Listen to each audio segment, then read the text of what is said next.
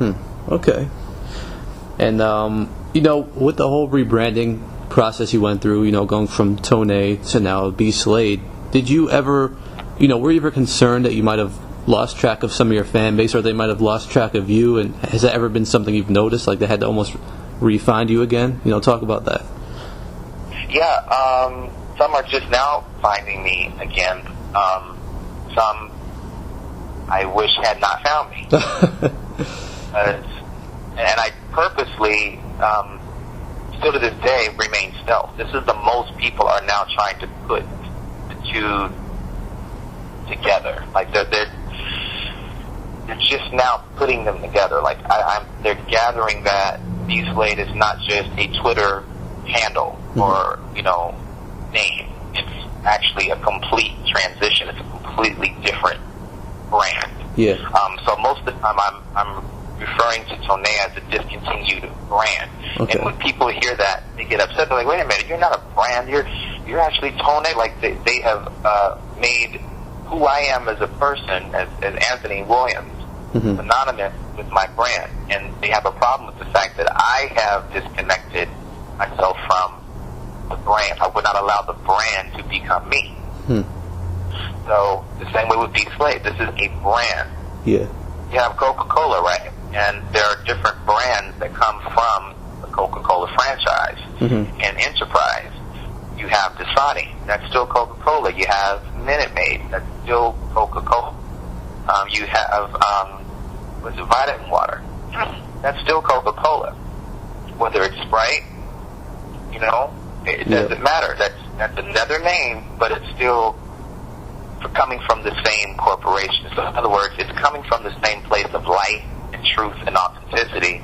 It's just a different taste for a different audience. Yeah. If you want to come over and try this soda, thank you. I'm glad that you decided to try something new. However, what I will not do is entertain someone coming through a drive-through of a restaurant, knowing you're not going to like this taste, buy the hamburger, eat it, and then complain about it. Just don't come to the restaurant. Yeah. Maybe this particular taste is not for you, but don't say because I don't taste that it's poisonous or it's demonic or it's out of the will, quote unquote, of God. I just refuse to allow them to dictate my expression, and I believe in evolution, and I embrace my evolution, and I can't see myself pretending I don't know what I know now. Yeah. Wow.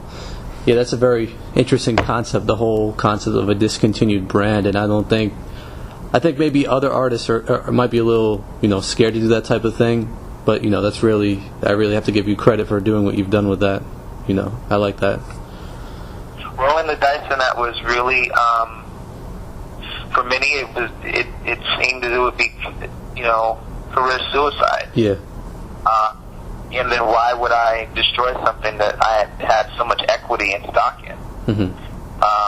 And the reason why is because I knew within my heart that I have so much within me.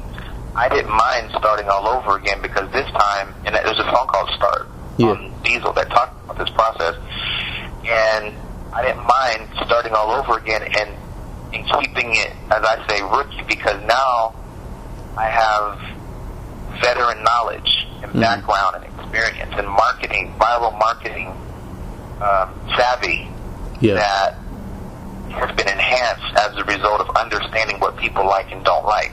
Yeah. Including myself.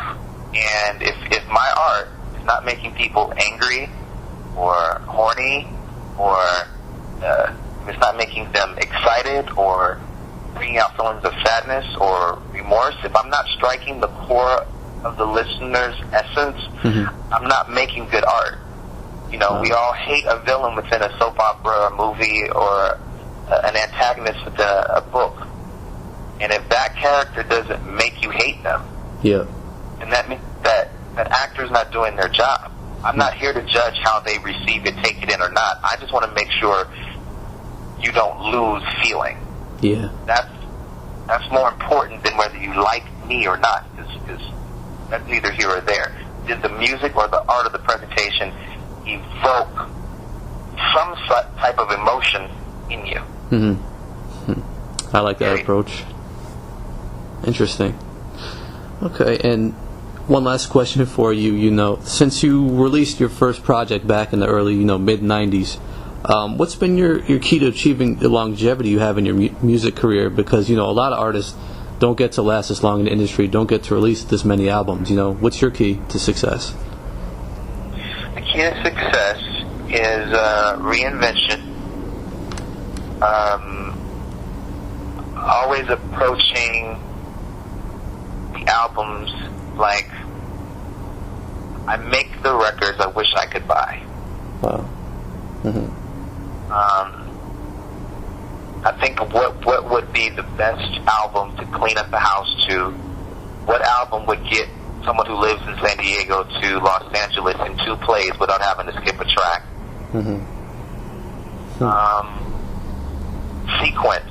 The chronological order of an album could be the life or death of a piece, particularly if it's a whole conceptual album.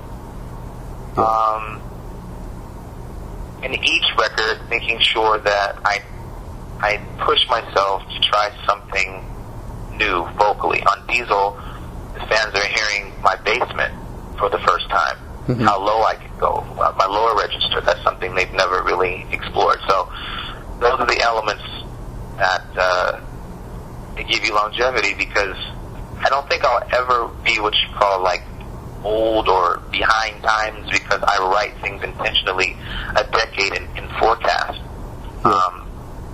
Intentionally.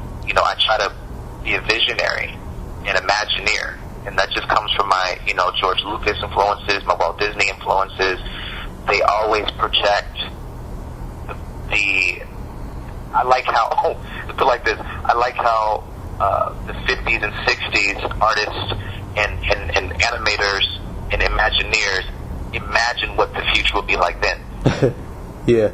I like that vintage modern approach. I like looking back to see how they thought we'd be right now. That gives me inspiration, because a lot of things they made then still have not come to fruition yet.